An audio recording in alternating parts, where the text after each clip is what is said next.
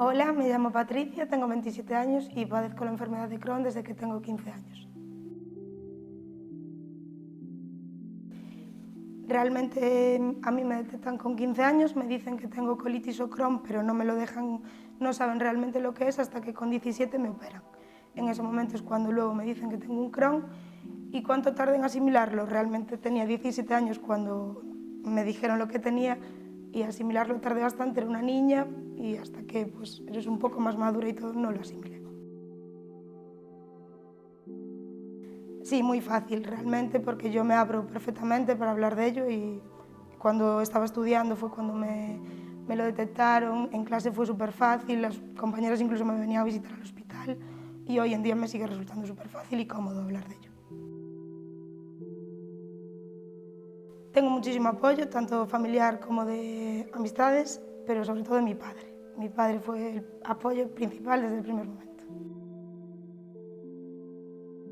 Cuando me la diagnosticaron yo notaba mucha falta de información, era muy nuevo todo y sí, y eso, la información, que te dijesen lo que iba a ser, eché mucho de menos que te preparasen que detrás de un Crohn, que un Crohn tiene una mochila de muchas enfermedades que vienen con él y realmente nadie te prepara para eso y un día te aparece una cosa y te dicen, es relacionado con el Crohn, pero nadie te prepara para tener el Crohn y 3 o 4 enfermedades más.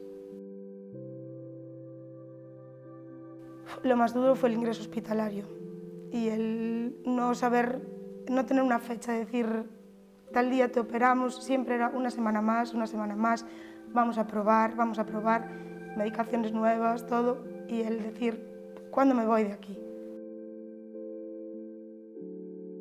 Sin duda que esto me hizo más fuerte y que con ganas se sale de todo y que te mima muchísimo, ¿para qué vamos a mentir?